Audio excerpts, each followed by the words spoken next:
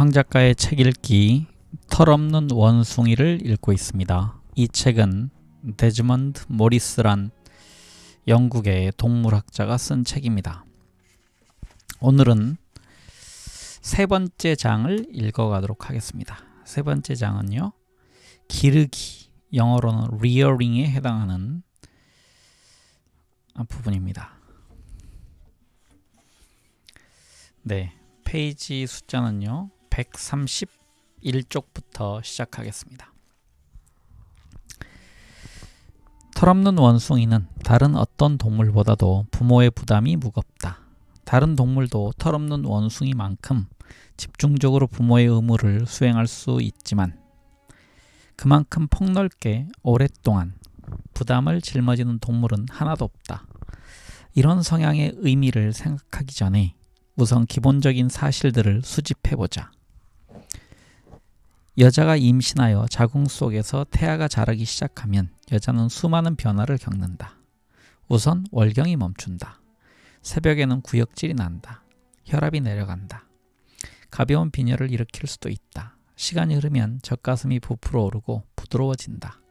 식욕이 늘어난다. 일반적으로 임신한 여자는 여느 때보다 차분해진다. 약 260일의 임신 기간이 지나면 자궁이 힘차게 율동적으로 수축하기 시작한다.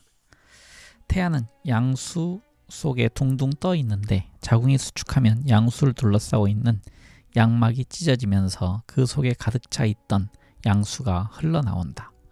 자궁이 더욱 힘차게 수축하면 아기가 자궁에서 밀려나와 질을 통하여 바깥 세상으로 나온다. 잠시 후 다시 자궁이 수축하면 태반이 자궁벽에서 떨어져 밖으로 나온다. 그러면 아기와 태반을 잇는 탯줄을 끊는다. 다른 영장류의 경우에는 어미가 탯줄을 이빨로 물어서 끊고, 우리 조상들도 틀림없이 이런 방법을 썼겠지만 오늘날에는 탯줄을 꼼꼼히 묶은 다음 가위로 자른다. 아기의 배에 아직도 달라붙어 있는 탯줄 밑동은 태어난 지 며칠이 지나면 말라서 떨어진다. 오늘날에는 여자가 아기를 낳을 때 다른 어른들이 옆에서 도와주는 것이 보편적인 관행이다. 이것은 아마 오랜 옛날부터 시작된 조치일 것이다. 우리 인간의 직립 자세는 여자에게 많은 희생을 요구했다. 여자는 두 발로 서서 걸어다니는 대가로 몇 시간 동안 힘겨운 진통을 겪으라는 형벌을 선고받았다. 우리 조상이 숲에서 나와 사냥하는 원숭이로 진화하는 단계에서 이미 여자는 출산할 때 남의 도움을 필요로 했을 가능성이 있다. 다행히도 사냥이 발전함에 따라 서로 협력하는 성질도 발전했기 때문에 직립 자세는 병도 주었지만 약도 준 셈이다.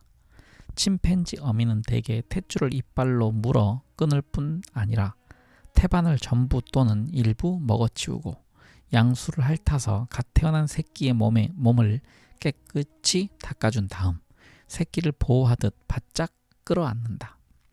우리 인간의 경우에는 산모가 몇 시간에 걸친 진통으로 기진맥진하기 때문에 이런 행위 또는 여기에 해당하는 오늘날의 조치를 모두 남에게 맡긴다. 해산이 끝난 뒤에도 산모의 젖이 나오기 시작하려면 하루나 이틀이 걸릴 수도 있다. 그러나 일단 젖이 나오기 시작하면 여자는 길면 2년 동안 규칙적으로 아기에게 젖을 먹인다. 그러나 평균 수유 기간은 이보다 짧고 오늘날에는 6에서부터 9개월로 줄어드는 경향을 보인다.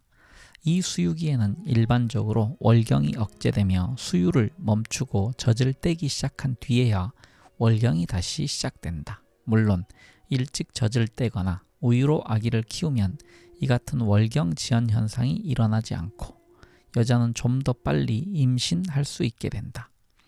반대로 보다 원시적인 체제를 택하여 2년 동안 꼬박 아기에게 젖을 먹이면 3년에 한 번씩만 아기를 낳을 수 있다. 때로는 피임을 하기 위해 일부러 이런 식으로 수유 기간을 늘리기도 한다.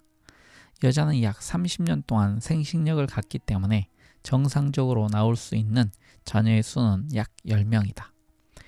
우유를 먹이거나 일찍 젖을 떼는 경우 평생 낳을 수 있는 자녀의 수는 이론상으로는 30명까지 늘어난다. 젖가슴은 수유기관인가 성적 장치인가? 젖을 먹이는 행위는 다른 영장류보다 우리 인간에게 훨씬 더 곤란하고 귀찮은 일이다. 아기가 너무 무력하기 때문에 어머니는 아기를 가슴에 안고 젖꼭지를 물려주는 등 수유 과정에서 다른 영장류의 어미보다 훨씬 더 적극적인 역할을 맡아야 한다. 어떤 아기들은 제대로 젖을 빨지 못해 어머니의 애를 먹이기도 한다. 이런 문제의 원인은 대개 젖꼭지가 아기의 입속으로 충분히 들어가지 않기 때문이다. 아기의 입술이 젖꼭지를 무는 것만으로는 충분치 않다. 젖꼭지가 아기의 입속으로 깊이 들어가서 젖꼭지 앞부분이 입천장과 혀의 윗부분에 닿아야 한다. 오직 이 접촉만이 아기의 턱과 혀와 뺨을 자극하여 힘차게 젖을 빠는 행동을 일으킬 수 있다.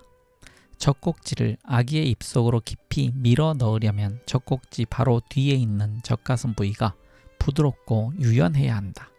중요한 것은 아기가 이 유순한 조직을 얼마나 많이 지배할 수 있느냐 하는 점이다. 수유 과정이 성공적으로 발전하려면 아기가 태어난 지 4, 5일 이내에 젖을 빠는 법을 완전히 터득하는 것이 중요하다. 처음 일주일 동안 실패를 거듭하면 아기는 젖꼭지의 자극에 대해서 적절한 반응을 보이지 못하게 된다. 그리고 보다 많은 보상을 주는 대용품, 우유병에 집착하게 될 것이다. 수유의 또 다른 어려움은 일부 아기들이 보이는 이른바 젖가슴 거부 반응이다. 이럴 때 어머니들은 흔히 아기가 젖을 빨고 싶어 하지 않는다는 인상을 받게 되지만 실제로는 아기가 젖을 빨려고 필사적인 노력을 하는데도 불구하고 숨이 막혀서 젖을 빨지 못하는 것이다. 아기의 머리가 젖가슴에 대해 약간 부적당한 자세를 취하면 젖가슴이 아기의 코를 틀어막게 되고 입이 가득 차 있으면 아기는 숨을 쉴 수가 없다. 아기는 젖을 빨지 않으려고 버둥거리는 게 아니라 공기를 마시려고 애쓰는 것이다. 물론 갓난아기를 가진 어머니가 부닥치는 문제는 수없이 많지만 내가 특별히 이 두 가지 문제를 선택한 이유는 여자의 젖가슴이 수유기관보다는 오히려 성적 장치의 기능을 더 많이 갖고 있다는 증거를 추가로 제시하기 위해서다. 이 두 가지 문제를 일으키는 원인은 단단하고 둥근 젖가슴의 모양이다. 가장 효율적인 젖가슴의 모양이 어떤 것인지 우유병에 달린 젖꼭지를 보면 알 수 있다. 우유병은 훨씬 더 길고 여자의 젖가슴처럼 크고 둥근 방구형으로 부풀어 있지 않기 때문에 아기의 입과 코에 그리 어려움을 안겨주지도 않는다. 우유병은 인간보다 오히려 침팬지 암컷의 수유기관과 훨씬 더 비슷한 모양을 갖고 있다. 침팬지 암컷의 젖가슴도 약간 부풀어 있지만 젖이 가득 차 있을 때에도 인간 여자에 비하면 납작가슴이라고 말할 수 있다. 반면에 침팬지의 젖꼭지는 훨씬 더 길고 불쑥 튀어나와 있어서 새끼는 젖을 빤 행동을 시작할 때 거의 또는 전혀 어려움을 겪지 않는다. 우리 여자들이 짊어지고 있는 수유의 부담은 비교적 무겁고 젖가슴은 분명 수유기관의 일부이기 때문에 자연히 우리는 둥글게 불록 튀어나온 젖가슴의 모양도 역시 수유행위의 중요한 일부일 게 틀림없다고 생각해왔다. 그러나 이것은 잘못된 생각인 것 같다. 인간 여자의 젖가슴은 어머니 역할이 아니라 주로 성적 기능에 적합한 모양을 갖고 있는 것처럼 보인다. 어머니 심장의 고동소리. 수유의 문제는 그렇다 치고 어머니가 아기를 대하는 다른 방식도 관찰해볼 가치가 있다. 어머니가 아기를 껴안고 어루만지고 씻어주는 행위에 대해서는 부연할 필요가 없지만 누울 때 어머니가 아기를 껴안는 자세는 상당히 암시적이다. 미국에서 조사한 결과 어머니의 80%가 왼팔에 아기를 눕히고 몸의 왼쪽에 아기를 껴안는다는 사실이 밝혀졌다. 이런 현상이 갖는 의미를 설명해 보라고 요구하면 대부분의 사람들은 오른손잡이가 인구에서 차지하는 비중이 훨씬 높기 때문이라고 대답한다. 아기를 왼팔에 눕히면 어머니들은 우세한 오른팔을 자유롭게 사용할 수 있다. 그러나 좀 더 자세히 분석해 보면 이것은 옳은 대답이 아니라는 것을 알게 된다. 물론 오른손잡이와 왼손잡이 여자 사이에 약간의 차이가 있는 것은 사실이지만 어떤 의미를 가질 만큼 충분한 차이는 아니다. 오른손잡이 어머니의 83%가 아기를 왼쪽에 껴안지만 왼손잡이 어머니의 78%도 아기를 왼쪽에 껴안는다. 다시 말하면 왼손잡이 어머니의 22%만이 아기를 안고서도 우세한 손을 자유롭게 쓸 수 있다는 것이다. 여기에는 무언가 다른 의미가 있을 게 분명하다. 유일한 단서는 심장이 어머니의 몸 왼쪽에 있다는 사실이다. 어머니의 심장이 뛰는 소리가 중요한 요인이 될 수 있을까? 그렇다면 어떤 식으로, 이런 방향으로 생각한 사람들은 아기가 어머니의 몸속에 있을 때 심장의 고동 소리에 고착, 가열고 각인하게 되는 것인지도 모른다고 주장했다. 만약 그렇다면 태어난 뒤에 이 귀에 익은 소리를 다시 듣는 것은 진정제와 같은 효과를 가질 수 있다. 특히 아기가 낯설고 새로운 바깥 세상으로 방금 내에 던져졌을 때는 귀에 익은 소리를 들으면 마음이 가라앉을지도 모른다. 만약 그렇다면 어머니는 본능적으로나 무의식적인 시행착오를 거쳐서 오른쪽보다는 심장이 있는, 다시 읽겠습니다. 만약 그렇다면 어머니는 본능적으로나 무의식적인 시행착오를 거쳐서 오른쪽보다는 심장이 있는 왼쪽에 아기를 안으면 아기가 덜 보챈다는 사실을 곧 발견하게 될 것이다. 이것은 억지로 갖다 붙인 이론처럼 들리지만 그럼에도 불구하고 실험 결과는 이것이 옳다는 것을 보여준다. 병원 신생아실에 갓난 아기들을 2개 그룹, 각 그룹마다 9명으로 나누어 실험을 했는데 한쪽 그룹에는 1분당 72번의 표준 속도로 녹음된 심장 고동 소리를 날마다 일정한 시간 동안 들려주고 다른 그룹 아이들은 그냥 두었다. 그랬더니 녹음기를 틀어주지 않을 때는 일정 시간의 60% 동안을 적어도 1명 이상의 아기가 울었지만 심장 고동 소리를 들려주고 있을 때는 이 수치가 38%로 떨어졌다. 또한 심장 고동 소리를 들려준 쪽 그룹은 먹는 양이 똑같은데도 심장 고동 소리를 들려주지 않은 그룹보다 몸무게가 더 많이 늘었다. 심장 고동 소리를 듣지 않는 아이들은 격렬하게 우는 활동 때문에 훨씬 더 많은 에너지를 소모하고 있었던 것이다. 또 다른 실험은 신생아 단계를 겨우 벗어난 유아들을 대상으로 취침 시간에 이루어졌다. 한 그룹의 아기들은 조용한 방에서 재웠고 두 번째 그룹의 아기들에게는 녹음된 자장가를 들려주었으며 세 번째 그룹의 아기들에게는 녹음된 자장가를 들려주었으며 세 번째 그룹의 아기들에게는 1분당 72번의 심장 고동과 똑같은 속도로 똑딱거리는 메트로놈 소리를 들려주었다. 그리고 네 번째 그룹의 아기들에게는 심장 고동 소리 자체를 녹음해서 들려주었다. 그런 다음 어느 그룹이 보다 빨리 잠드는가를 조사했더니 심장 고동 소리를 들은 그룹은 다른 그룹의 아기들보다 2배나 빨리 잠이 들었다. 여기 책에 조금 잘못된 부분이 있는 것 같아서요. 지금 이 부분을 좀 다시 읽어야 될 것 같습니다. 아마 책에 오류가 있는지 중복되는지 제가 지금 판단하기가 그런데요.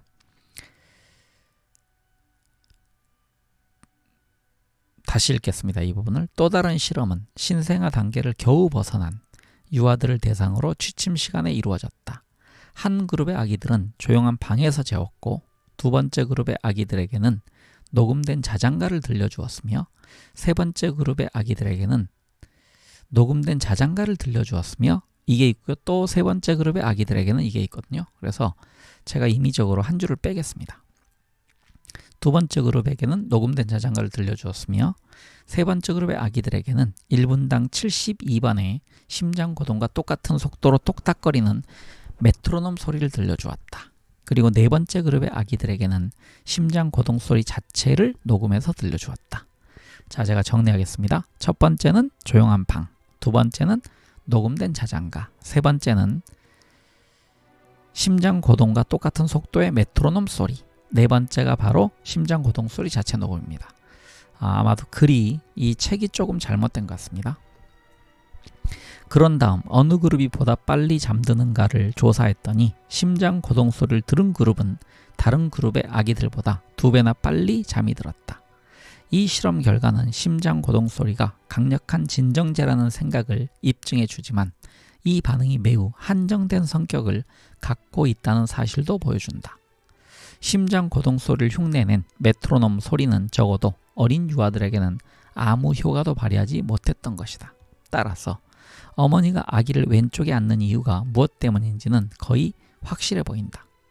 성모 마리아와 아기 예수를 그린 466점의 그림, 가로 열고 수백 년 전에 그려진 그림, 가로 닫고를 이런 관점에서 분석해 본 결과 373점이 아기를 왼쪽 가슴에 안고 있는 모습으로 그려졌다는 사실은 흥미롭다. 여기서도 그 수치는 전체의 80%의 수준에 이르고 있다. 꾸러미를 안고 가는 여자를 관찰한 결과는 이것과 좋은 대조를 이룬다. 여자가 꾸러미를 안을 때는 50%가 왼쪽 가슴에, 나머지 50%는 오른쪽 가슴에 안는 것으로 나타났다. 아기가 어머니의 심장 고동 소리에 각인되는 것은 그 밖에 또 어떤 결과를 낳을 수 있을까? 이것은 우리가 사랑이라는 감정을 머리보다 심장에 두려고 고집하는 이유를 설명해 줄지도 모른다. 그대는 내 심장을 가져갔다는 노랫말도 있지 않은가? 이것은 어머니들이 아기를 재울 때 조용히 흔드는 이유를 설명해 줄지도 모른다.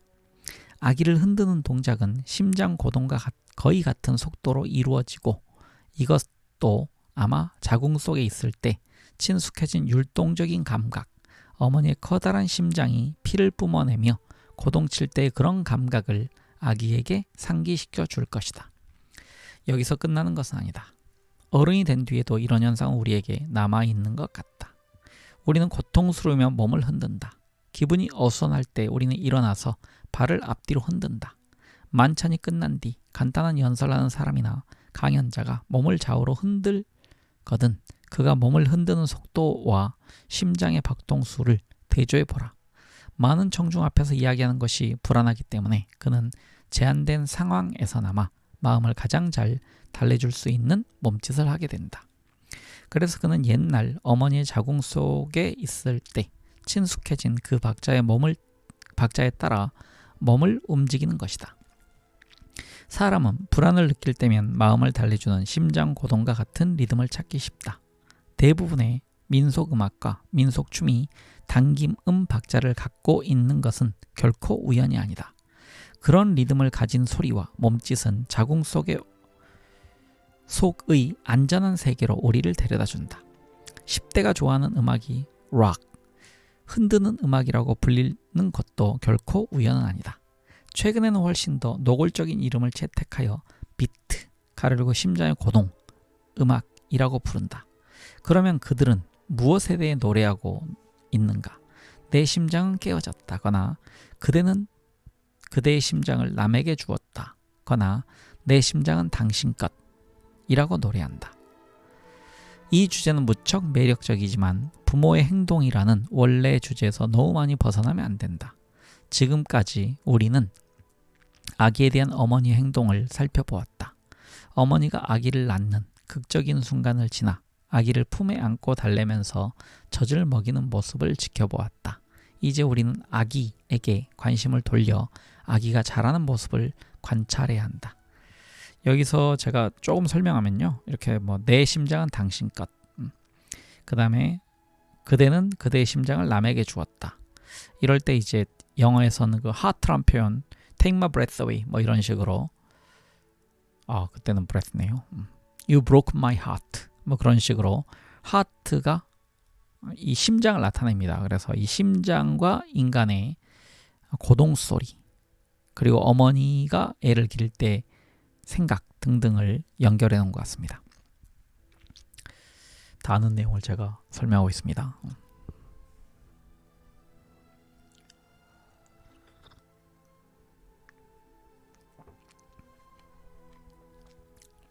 아이에서 인간으로.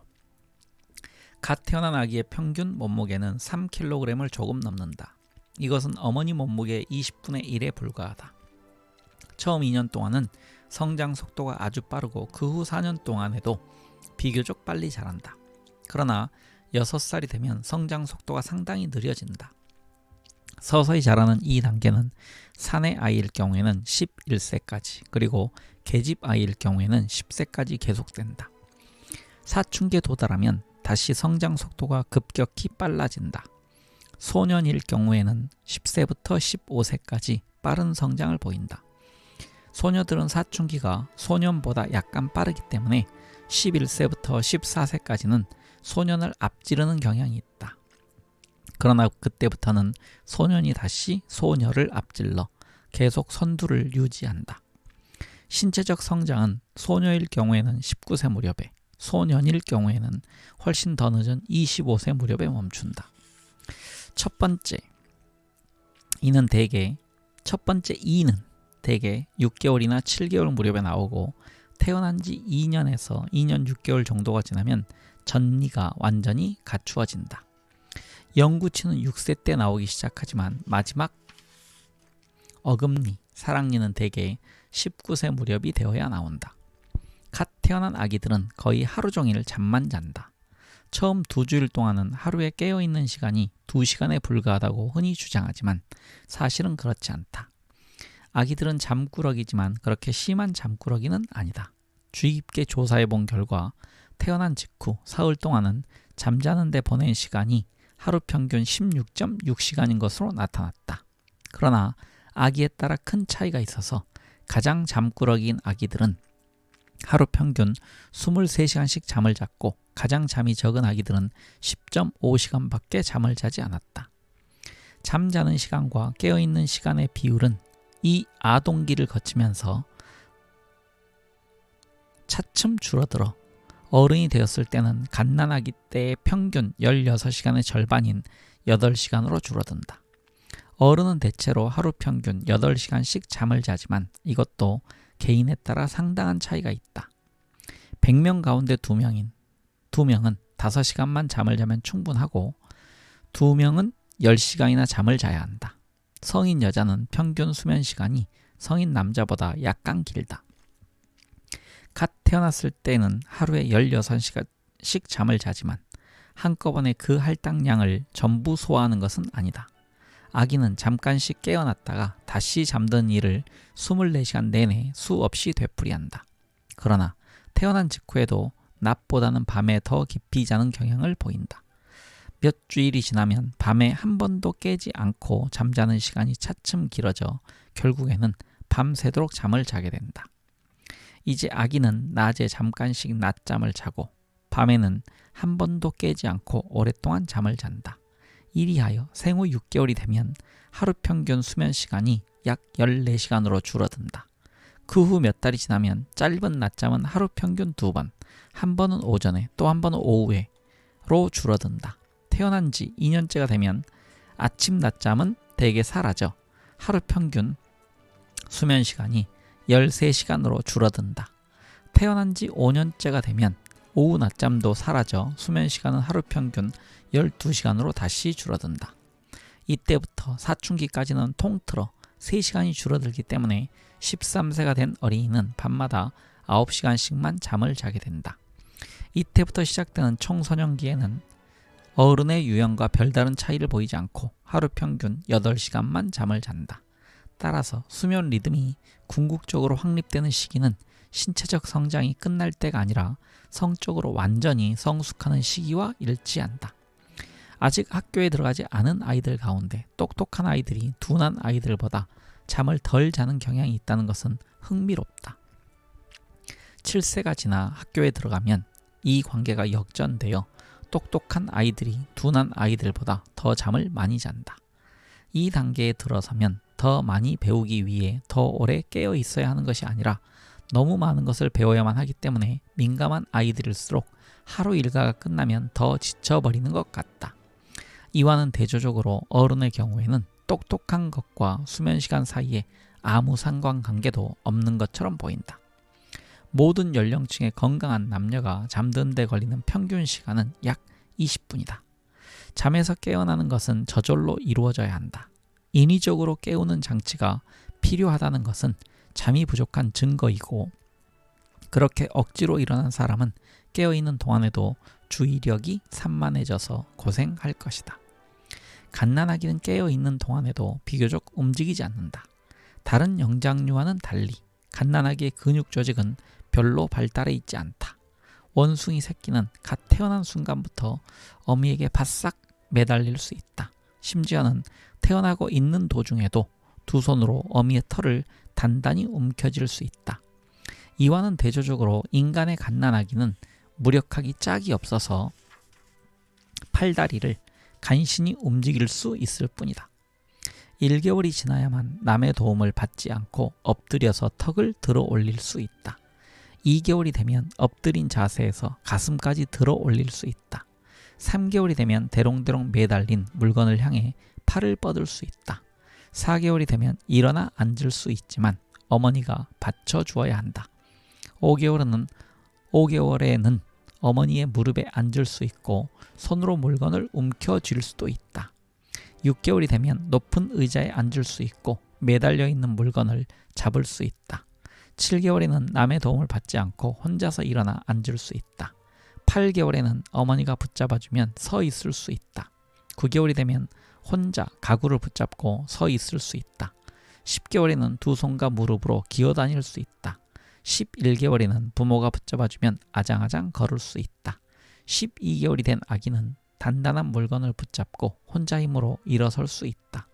13개월이 되면 계단을 올라갈 수 있다. 태어난 지 14개월이 된 아기는 혼자 일어나서 받쳐주는 물건이 없어도 서 있을 수 있다. 15개월이 되면 마침내 남의 도움을 받지 않고 혼자 걸을 수 있는 위대한 순간이 온다. 물론 이것은 모두 평균 수치이지만 우리 인간의 자세와 운동기관이 발달하는 속도를 대충 알려주는 훌륭한 지침 역할을 한다. 아기는 남의 도움을 받지 않고 혼자 걷기 시작할 무렵 최초의 말을 입 밖에 내기 시작한다. 처음에는 간단한 단어 몇 개를 어눌하게 발음할 뿐이지만 어휘수는 놀랄 만큼 빠른 속도로 늘어난다. 2세가 되면 보통 아이는 거의 300개의 단어를 말할 수 있다. 3세가 되면 이 숫자가 다시 3배로 늘어난다. 4세가 되면 약 1600개 단어를 구사할 수 있고 5세가 되면 어휘수가 2100개에 이른다. 소리를 흉내내는 분야에서 우리 인간이 보여주는 이 놀라운 학습 속도는 다른 어떤 동물에게서도 찾아볼 수 없다. 말이야말로 인간이 이룩한 가장 위대한 성체의 하나이다. 앞에서도 말했듯이 협동활동인 사냥을 하려면 좀 더 정확하고 유익한 의사전달 수단이 꼭 필요했고 말은 바로 이런 절박한 필요성과 관련되어 있다. 우리와 가장 가까운 친척인 영장류도 이런 것은 갖고 있지 않다. 아니, 말과 조금이라도 비슷한 것조차 존재하지 않는다. 침팬지는 손놀림을 빨리 흉내내는 점에서는 우리 못지않게 영리하지만 아무리 영리한 침팬지도 말을 흉내내지는 못한다. 어린 침팬지에게 말을 가르치려는 시도가 진지하게 이루어진 적이 있었지만 성과는 별로 만족스럽지 못했다. 이 실험에서는 침팬지 새끼를 집에서 갓난아기와 똑같은 조건으로 키웠다. 침팬지가 입술을 움직이면 먹이를 주는 방법으로, 간단한 단어를 발음하면 상으로 맛있는 먹이를 얻어 먹을 수 있다는 것을 납득시키기 위해 오랫동안 노력했다. 2살 반이 되자 침팬지 새끼는 엄마와 아빠, 컵이란 단어를 말할 수 있게 되었다. 나중에는 그 단어들을 올바른 문맥 속에서 구사할 수 있게 되어 물을 마시고 싶을 때는 컵이라고 속삭이게 되었다. 힘겨운 훈련이 끈질기게 계속되었지만 6살이 되어도 가로 열고 우리 인간은 이때쯤이면 2000개가 훨씬 넘는 단어를 구사할 수 있다. 가로 닫고. 다시 읽겠습니다. 6살이 되어도 전체 어휘수는 7개를 넘지 못했다. 이 차이는 목소리가 아니라 두뇌의 문제다. 침팬지는 구조적으로 볼 때 다양한 소리를 완벽하게 낼 수 있는 발성 기관을 갖고 있다. 그 발성 기관에는 침팬지가 말을 못하는 이유를 설명해 줄 수 있는 어떤 결함도 없다. 결함은 바로 침팬지의 두뇌 속에 있는 것이다. 침팬지와 달리 어떤 새들은 목소리를 흉내내는 놀라운 능력을 갖고 있다. 앵무새, 사랑새, 찌르레기, 까마귀, 그 밖에도 많은 새들이 눈썹 하나 까딱하지 않고 완전한 문장을 술술 짓거릴 수 있다. 그러나 불행히도 이 새들은 새답게 너무 멍청해서 그 능력을 이용할 줄 모른다. 새들은 단지 사람이 가르쳐준 복잡한 소리의 연속을 그대로 흉내내어 외부에서 일어난 사건과는 아무 관계도 없이 정해진 순서에 따라 기계적으로 그것을 되풀이할 뿐이다. 그래도 역시 침팬지와 원숭이가 새보다는 말을 더 못한다는 것은 놀라운 일이다. 몇 마디 간단한 단어만 있어도 자연 번식지에서 유용하게 써먹을 수 있을 텐데 그들이 왜 지금까지 말을 개발하지 않았는지 이해하기 어렵다.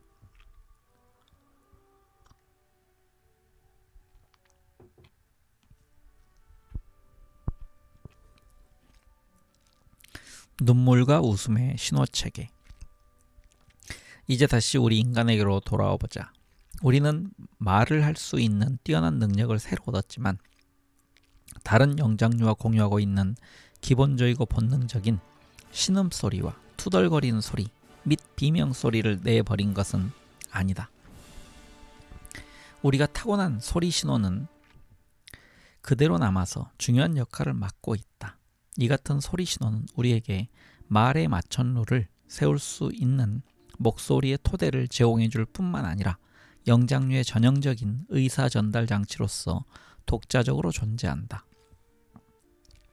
언어 신호와는 달리 소리 신호는 훈련하지 않아도 저절로 나오고 모든 문화에 똑같은 의미를 갖는다.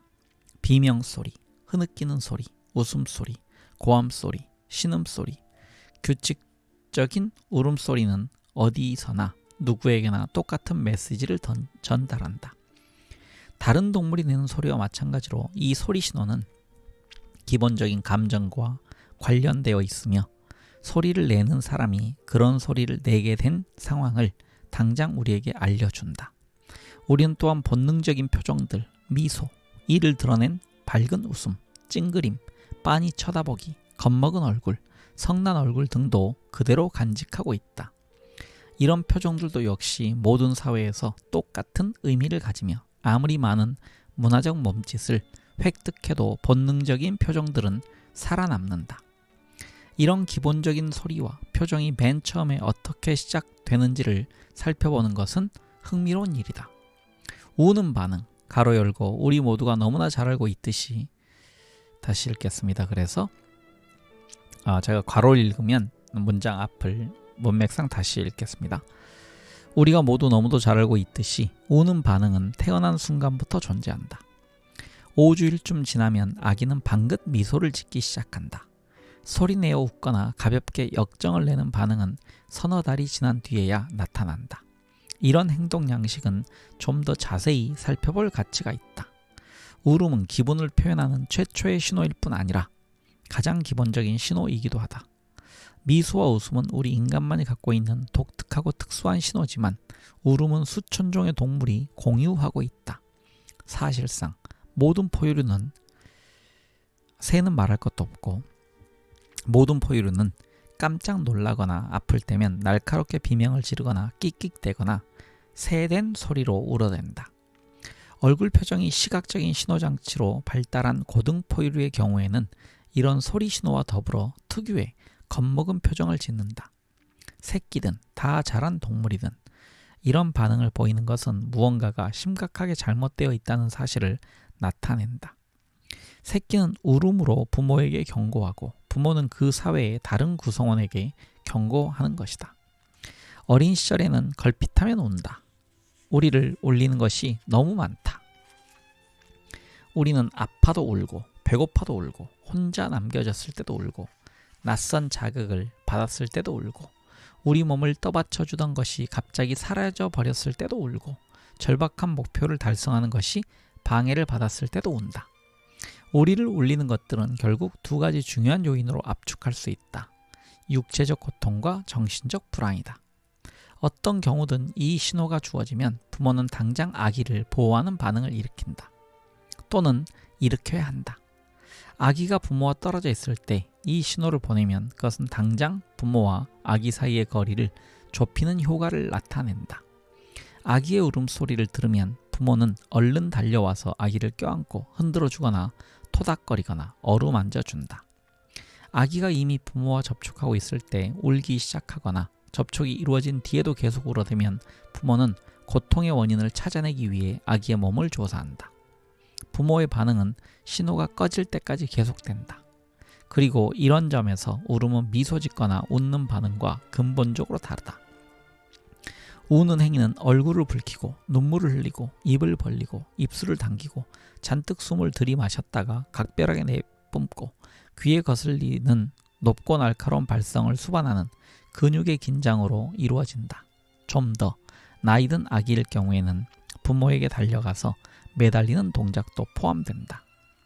누구나 다 뻔히 알고 있는 이런 행동 양식을 상세히 서술한 이유는 우리 인간의 특수한 신호인 웃음과 미소가 울음에서 발달했기 때문이다. 눈물이 날 때까지 웃었다는 표현은 웃음과 울음의 이 같은 관계를 말하고 있는 것이지만 진화론의 관점에서는 방향이 완전히 거꾸로다. 우리는 웃음이 나올 때까지 울었다. 이런 일이 어떻게 일어났을까? 우선 울음과 웃음이 얼마나 비슷한 반응 유형인가를 깨닫는 것이 중요하다. 웃음과 울음이 표현하는 기분은 너무 다르기 때문에 우리는 좀처럼 이것을 깨닫지 못하는 경향이 있다. 울음과 마찬가지로 웃음은 입을 벌리고 입술을 당기고 잔뜩 숨을 들이마셨다가 격렬하게 내뿜는 근육의 긴장을 수반한다. 격렬하게 웃을 때는 얼굴을 붉히고 눈물을 흘리기도 한다. 그러나 웃음소리는 덜 귀에 거슬리고 울음소리만큼 높고 날카롭지도 않다. 무엇보다도 웃음소리는 보다 짧아서 탁탁 끊어지고 소리 사이의 간격도 훨씬 짧다. 웃음은 마치 우는 아이의 기다란 울부짖음이 토막토막 잘리는 동시에 더 부드러워지고 낮아진 것처럼 보인다. 우는 반응에서 부차적인 신호로 갈라져 나온 웃는 반응은 다음과 같은 방식으로 발달하는 것 같다. 앞에서도 말했듯이 우는 반응은 태어난 순간부터 존재하지만 웃음은 서너 달이 지난 뒤에야 나타난다. 아기는 어머니를 알아보기 시작할 무렵부터 웃기 시작한다. 아버지를 알아보는 아기는 똑똑한 아기일 수 있지만 어머니를 알아보는 아기는 웃는 아기다.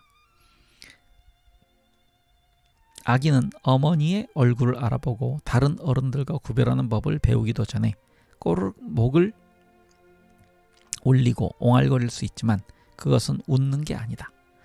아기가 어머니를 구별하기 시작하면 다른 낯선 어른들은 두려워하게 된다.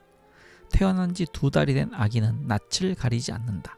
우호적인 어른이라면 누구나 환영한다. 그러나 2달이 지나면 주위 세계에 대한 두려움이 싹트기 시작하게 되므로 낯선 사람을 보면 아기는 당연하게 울음을 터뜨리기 쉽다.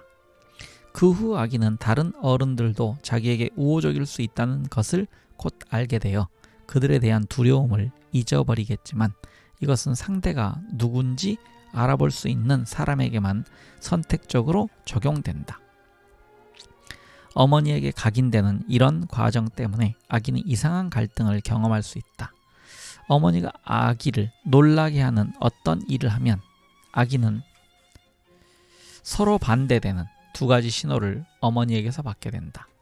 하나의 신호는 이렇게 말한다. 나는 내 엄마란다. 너를 보호해주는 사람이야. 그러니 두려워할 게 없어. 그리고 또 하나의 신호는 이렇게 말한다. 조심해라.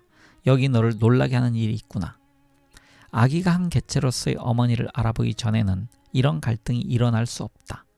어머니가 무언가 깜짝 놀라게 하는 일을 하면 그 순간에는 어머니가 그저 무서운 자극을 주는 원천일 뿐이지 다른 아무것도 아니기 때문이다.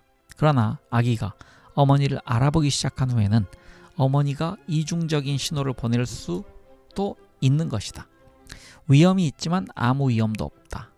다른 식으로 표현하면 이렇게 된다. 겉으로는 위험해 보일지도 모르지만 그 위험은 나에게서 나오는 거니까 너는 위험을 진지하게 받아들일 필요가 없단다. 그러면 아기는 2가지 반응을 보이게 된다. 절반은 울고 절반은 어머니를 알아보고 목을 꼬르륵거리는 것이다. 이 마술적인 결합이 바로 웃음을 낳는다. 적어도 진화 과정에서는 그러했다. 그 후 이 결합은 완전히 고정되어 별개의 독자적인 반응으로 발전했다. 따라서 웃음은 나는 이 위험이 진짜가 아니라는 것을 알아요 라는 뜻이고, 아기는 웃음으로 이 메시지를 어머니에게 전달한다. 어머니는 이제 아기를 울리지 않고 기운차게 아기와 놀 수 있다. 아기들이 최초의 웃음을 터뜨리는 원인은 어머니가 까꿍하면서 아기를 놀라게 하는 아응놀이, 손뼉치기, 박자에 맞춰 아기를 끌어올렸다가 무릎 위로 떨어뜨리기, 머리 위로 높이 들어올리기 같은 놀이들이다. 나중에는 간지리기도 중요한 역할을 하지만 이 높이는 6달이 지난 뒤에야 기능을 발휘한다. 이것들은 모두 아기를 놀라게 하는 자극이지만 안전한 보호자가 주는 자극이다. 아이들은 곧 이런 자극을 유발하는 법을 배운다. 예를 들어 숨바꼭질을 하면 숨어있는 사람을 찾아내는 충격을 맛볼 수 있고, 술래잡기 놀이를 하면 붙잡히는 충격을 맛볼 수 있다. 따라서 웃음은 놀이 신호가 되고 아이와 부모 사이에 극적인 상호작용이 앞으로도 계속 발전할 수 있다는 신호가 된다. 물론 이 같은 상호작용이 지나치게 무섭거나 고통스러워지면 아기의 반응은 웃음에서 울음으로 바뀔 수 있고, 울음은 당장 부모의 보호 반응을 다시 자극한다. 이런 체계 덕분에 아기는 자신의 육체적 능력과 주위 세계의 물질적 속성을 마음 놓고 탐구할 수 있다. 다른 동물들도 특수한 놀이 신호를 갖고 있지만 우리만큼 인상적인 것은 아니다. 예를 들어 침팬지는 특유한 놀이 표정을 갖고 있으며, 즐거울 때 낮은 소리로 꾸르륵거리는 것은 우리의 웃음에 해당한다. 원래 이런 신호는 양면 가치를 갖고 있다. 반갑다고 인사할 때 침팬지 새끼는 입술을 오므리거나 입을 벌려 이빨을 드러낸다. 놀이 표정은 우호적인 환영과 두려움이라는 두 가지 감정에 자극되어 나타나는 것이므로 인사할 때의 표정과 놀랐을 때의 표정이 뒤섞인다. 침팬지는 두려워할 때처럼 턱을 딱 벌리지만 입술을 앞으로 내밀고 이빨은 드러내지 않는다. 낮게 꾸르륵거리는 소리는 반갑다고 인사하는 소리인 우우우와 놀랄 때 내지르는 비명의 중간이다. 놀이가 너무 거칠어지면 침팬지는 입술을 바로 잡아당기고 꾸르륵거리는 소리는 짧고 날카로운 비명으로 바뀐다. 놀이가 너무 평온해지면 턱은 닫히고 입술은 우호적인 침팬지가 고를 낼 때처럼, 다시 읽겠습니다. 턱은 닫히고 입술은 우호적인 침팬지가 고를 낼 때처럼 뾰로퉁하게 앞으로 튀어나온다. 따라서 상황은 근본적으로 우리 인간과 똑같지만 낮게 꾸르륵거리는 침팬지 소리는 입을 활짝 벌리고 기운차게 웃는 인간의 웃음에 비하면 하찮은 신호에 불과하다. 침팬지가 자라면 놀이 신호의 중요성은 한결 줄어들지만 인간의 경우에는 웃음이 일상생활로 확대되어 훨씬 더 큰 중요성을 얻는다.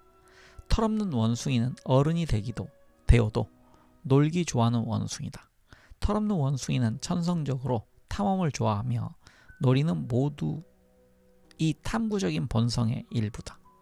털없는 원숭이는 끊임없이 이를 극한까지 몰고 가서 자신을 놀라게 하려고 애쓰고 몸을 다치지 않는 한도 내에서 자신에게 충격을 준 다음 남에게까지 전염되는 유쾌한 웃음을 터뜨려 기분이 전환되었다는 신호를 보낸다. 물론 좀 더 나이 든 어린이나 어른들 사이에서는 누군가를 보고 웃는 것이 사회적 무기가 될 수 있다. 그런 웃음은 상대편이 놀랄 만큼 이상 야릇할 뿐 아니라 진지하게 받아들일 가치가 없다는 것을 나타내기 때문에 이중으로 모욕적이다. 직업적인 코미디언은 일부러 이 같은 사회적 역할을 채택하여 관중에게 안도감을 줌으로써 돈을 번다. 관중들은 코미디언의 비정상적인 행동을 보고 자기 집단이 정상이라는 것을 확인하며 즐거워하는 것이다. 10대 청소년이 우상에게 보이는 반응도 여기서 예로 들기에 적절하다. 우상을 보면 그들은 깔깔대며 웃는 것이 아니라 세댄 소리로 비명을 지르며 즐거워한다. 그들은 비명을 지를 뿐만 아니라 자기 몸과 남의 몸을 움켜잡기도 하고 몸을 비틀고 신음소리를 내고 얼굴을 가리고 머리카락을 쥐어뜯는다. 이런 반응은 모두 격렬한 고통이나 두려움을 나타내는 전형적인 신호지만 이제는 틀에 박힌 행동 양식이 되었다. 그 문지방은 인위적으로 낮추어졌다. 그런 행동은 더 이상 도움을 청하는 울부짖음이 아니다. 성적인 우상에 대하여 자기도 강렬한 감정적 반응을 느낄 수 있다는 것을 다른 청중들에게 알려주는 신호이다. 감정적 반응이 너무 강렬하면 참을 수 없을 만큼 격렬한 자극이 모두 그러하듯이 순수한 고통을 느끼게 된다. 10대 소녀가 우상 앞에 갑자기 혼자 있게 되면 절대로 그를 향해 비명을 지르지는 않을 것이다. 비명은 우상더러 들으라고 지르는 것이 아니라 같은 청중인 다른 소녀들에게 들려주기 위해 지르는 것이다. 소녀들은 이런 식으로 자신의 감정적 민감성이 발달하고 있다는 것을 서로 확인하고 안심할 수 있다. 눈물과 웃음이란 주제에서 떠나기 전에 또 한 가지 밝혀야 할 수수께끼가 있다. 어떤 어머니들은 아기가 태어난 뒤 석 달 동안 끊임없이 울어대는 아기 때문에 고통을 겪는다. 부모가 무슨 짓을 해도 그 울음을 막지는 못하는 것 같다. 부모들은 아기 몸에 무언가 근본적인 문제가 있는 것이 틀림없다는 결론을 내리고 그에 따라 아기를 다루려고 애쓴다. 물론 그들의 생각은 옳다. 육체적으로 무언가가 잘못된 것이다. 그러나 이것은 울음의 원인이라기보다는 오히려 결과일 것이다. 중요한 단서는 태어난 지 서너 달쯤 지나면 마치 마술이라도 부린 것처럼 이 울음이 그친다는 사실이다. 그칠 줄 모르던 울음이 사라지는 것은 아기가 어머니를 낯익은 개인으로 알아볼 수 있게 되는 바로 그 시점이다. 우는 아기를 가진 어머니의 행동과 조용한 아기를 가진 어머니의 행동을 비교해 보면 대답이 나온다. 우는 아기를 가진 어머니는 아기를 다룰 때 자신이 없고 신경질적이며 불안해한다. 반대로 조용한 아기를 가진 어머니는 신중하고 침착하며 차분하다. 그렇게 어린 나이에도 아기는 안전과 불안정 및 불안전의 차이를 감촉으로 예민하게 알아차리는 것이다. 마음이 불안정한 어머니는 갓 태어난 아기에게 그 불안의 신호를 보내지 않을 수 없다. 그러면 아기는 적절한 방법으로 어머니에게 신호를 보내 불안의 원인으로부터 자기를 보호해달라고 요구한다. 그러나 이런 방법은 어머니를 더욱 괴롭힐 뿐이고 어머니의 고통은 다시 아기를 울린다. 결국 불쌍한 아기는 너무 울어서 육체적 고통을 느끼게 되고 그렇지 않아도 비참한 아기의 상태는 그 육체적 고통으로 더욱 나빠진다. 이 악순환을 막기 위해서는 어머니가 상황을 있는 그대로 받아들이고 마음을 진정시켜야 한다. 필요한 일은 그것뿐이다.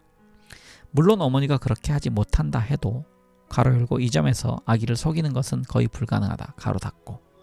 다시 읽겠습니다. 그래서 물론 어머니가 그렇게 하지 못한다 해도 서너 달만 지나면 문제는 저절로 해결된다. 앞에서도 말했듯이 이 단계가 되면 아기는 어머니에게 각인되어 본능적으로 어머니를 보호자로 인식하고 그런 식으로 어머니에게 반응하기 시작하기 때문이다.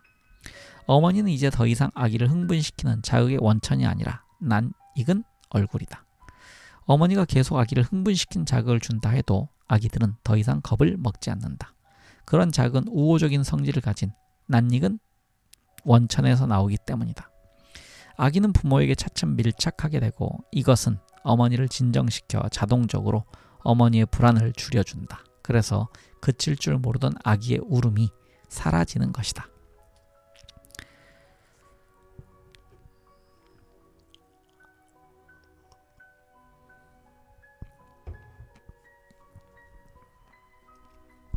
특별한 시각적 자극 미소.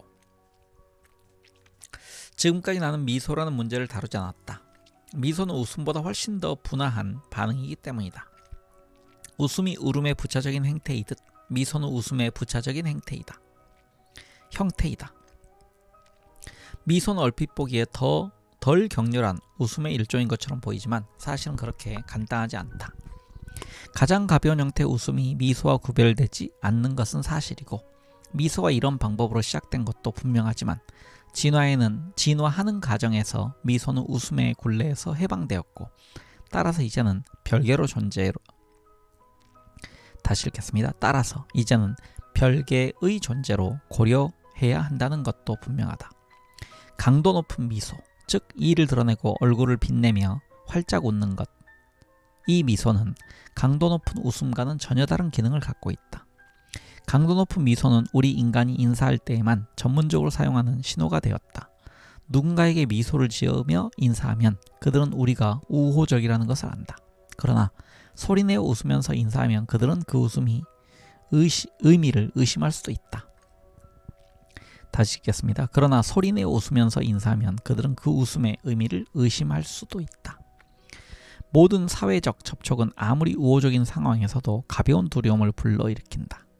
만나는 순간 상대편이 어떻게 행동할 것인지는 미지수이다. 미소와 웃음은 둘 다 이런 두려움이 존재한다는 것을 나타내는 동시에 두려움이 매력이나 승인 같은 감정과 결합했다는 것을 보여준다. 그러나 웃음이 강도 높게 발전하면 그것은 언제든지 너를 더욱 놀라게 해주겠다는 신호, 즉 위험과 안전이 공존하는 상황을 더욱 철저히 이용하겠다는 신호가 된다. 반면에 강도가 낮은 웃음의 미소가 활짝 웃는 표정으로 발전하면 그것은 상황이 그런 식으로 확대되지는 않을 거라는 신호다. 그런 표정은 최초의 기분이 어떤 강렬한 감정도 합성해내지 않고 끝난다는 것을 나타낸다. 서로 마주보며 미소를 짓는 것은 그들이 둘 다 약간 불안을 느끼고 있지만 동시에 매력도 느끼고 있다는 것을 서로에게 확인시켜준다. 약간 두려워 있다는 것은 공격적이 아니라는 것을 의미하고 공격적이 아니라는 것은 우호적이라는 것을 의미한다.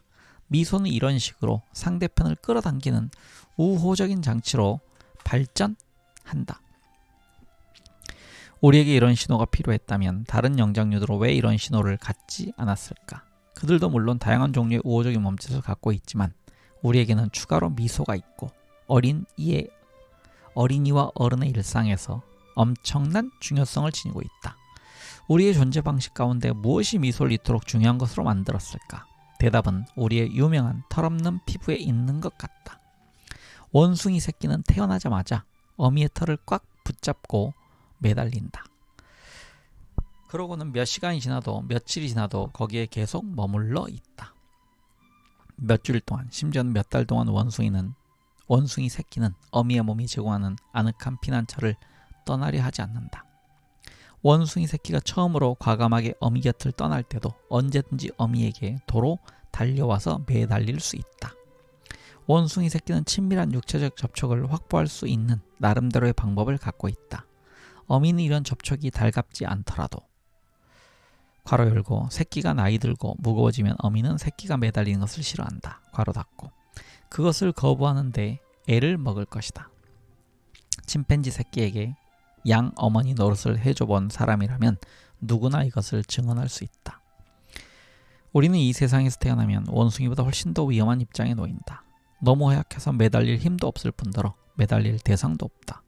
어머니와 밀접한 접촉을 보장해주는 물리적인 수단을 모조리 박탈당했기 때문이다.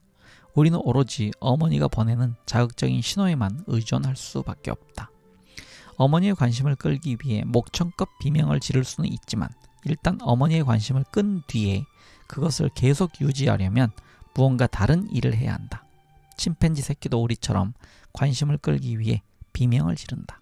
그러면 어미는 달려가서 새끼를 안아 올린다. 새끼는 당장 어미에게 매달린다. 우리도 이때 어머니에게 매달려야 하지만 불행히도 우리에게는 붙잡을 털이 없다. 대용품이 필요해지는 것은 바로 이 순간이다.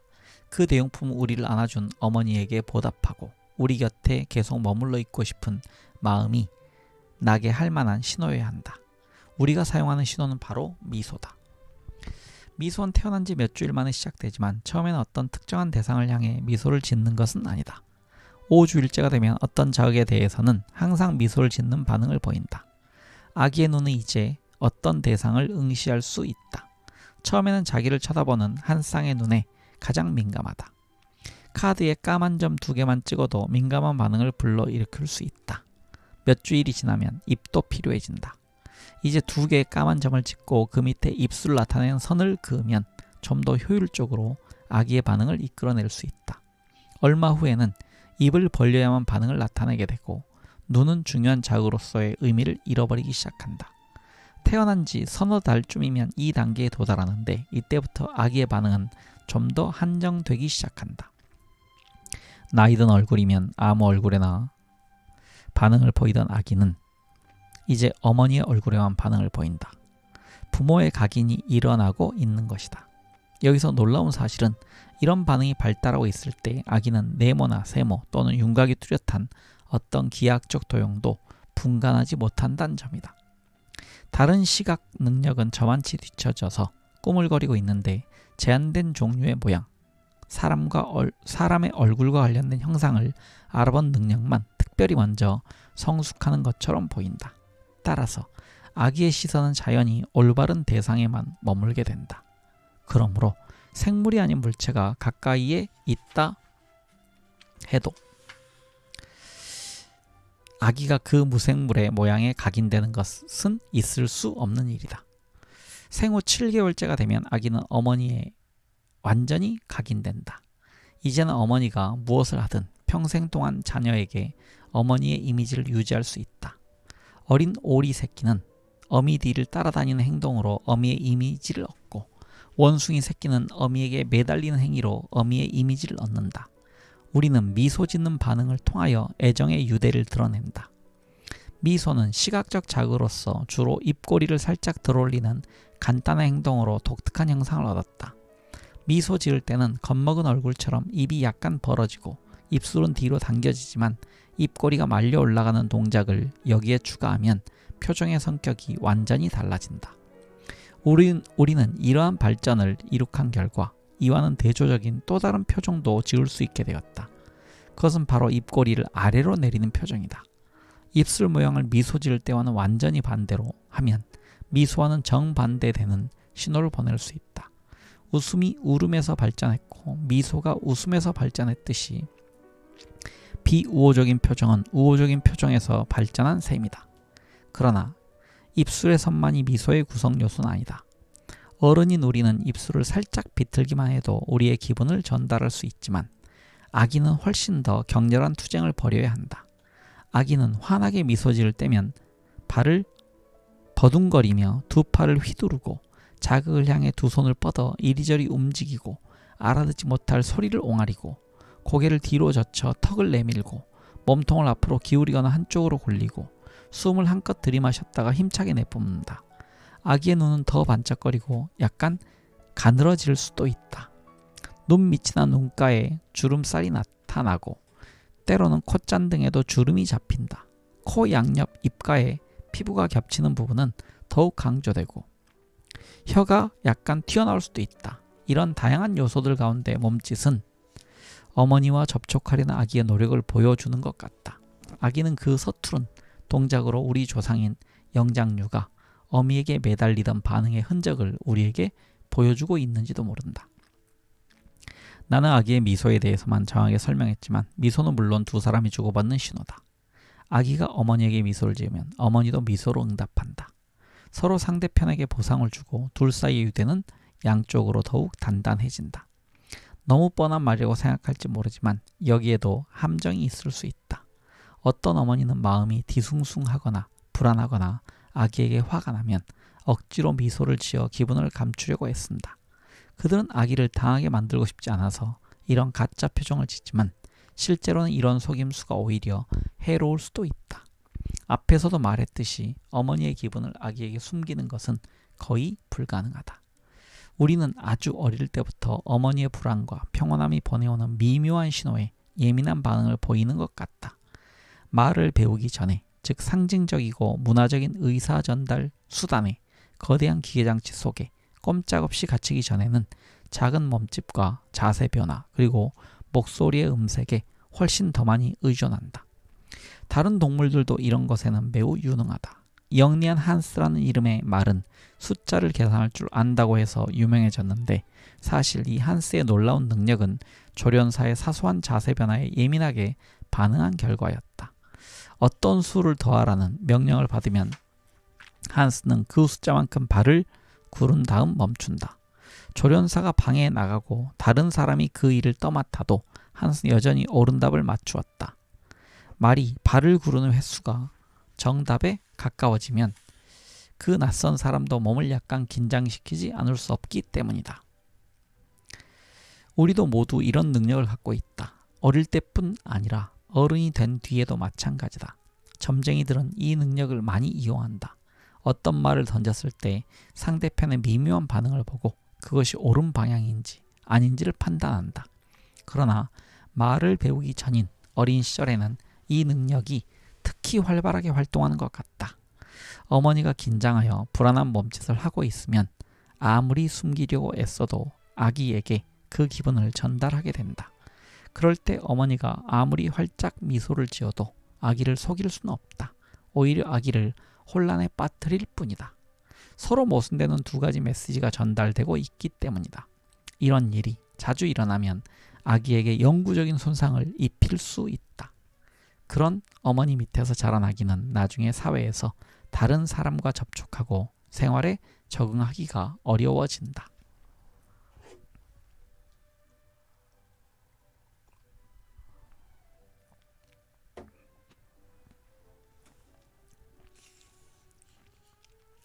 털없는 원숭이는 가르치는 원숭이다.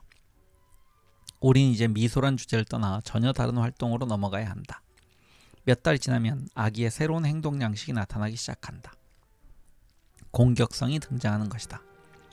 다목적인 울음에서 역정을 부리고 성을 내는 울음이 갈라져 나가기 시작한다.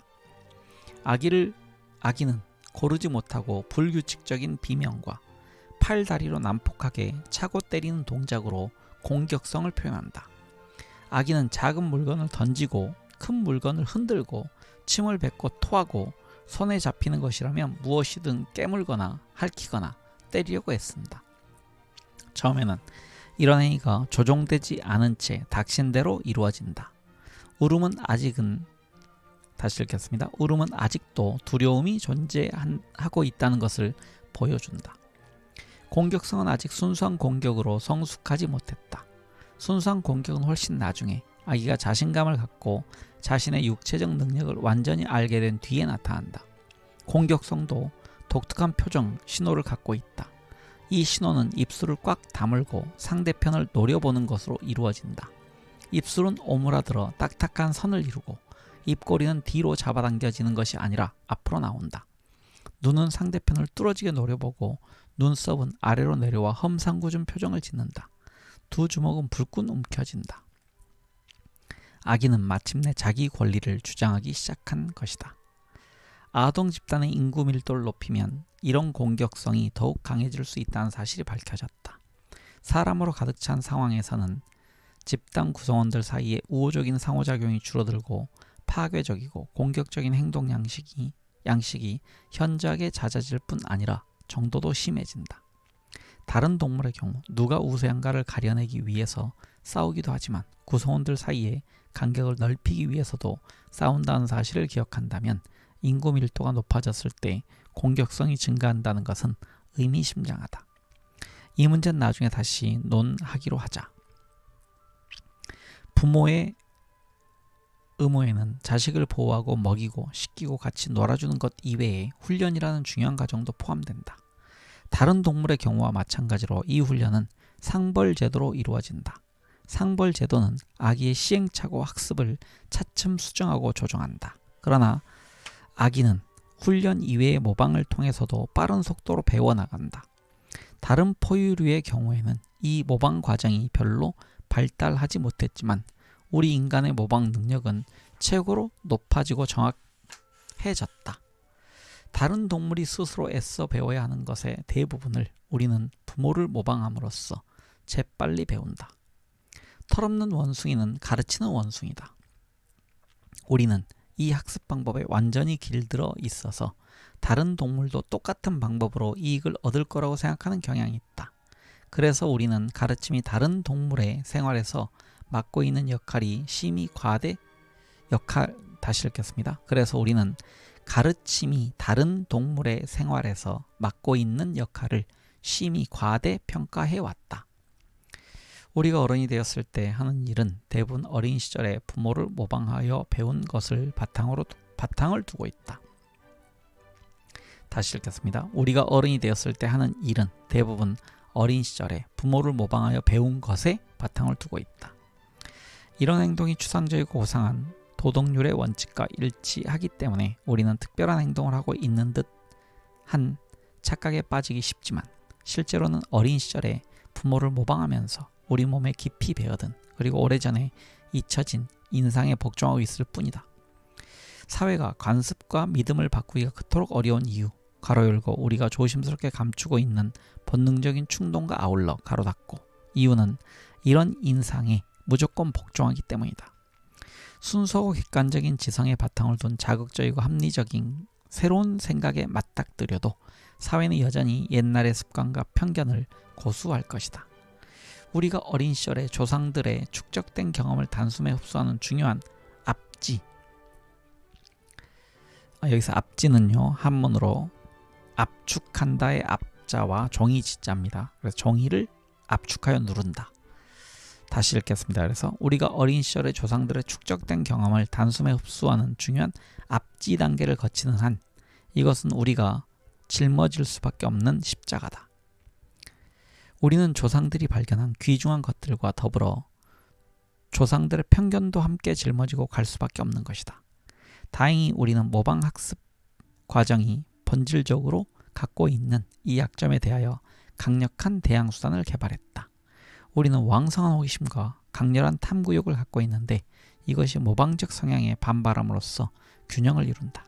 이 균형은 멋진 성공을 낳을 수 있는 잠재력을 갖고 있다. 어떤 문화가 모방의 노예가 되어 지나치게 완고해지거나 탐구욕이 지나쳐서 너무 대담하고 무분별해질 때에만 그 문화는 휘청거릴 것이다. 두 가지 충동이 균형을 이룬 문화는 많이 볼 수 있다. 온갖 금기와 오래된 관습이 멍해에 완전히 지배 당하고 있는 작고 낙후된 사회는 지나치게 완고한 문화의 본복이다. 이러한 문화도 선진 문화가 개종시켜 도와주면 순식간에 무분별한 문화의 본보기가 된다. 새로운 문화와 탐험의 흥분을 갑자기 과용하면 사회를 안정시키는 힘, 이 힘은 조상을 모방하는 것에서 나온다.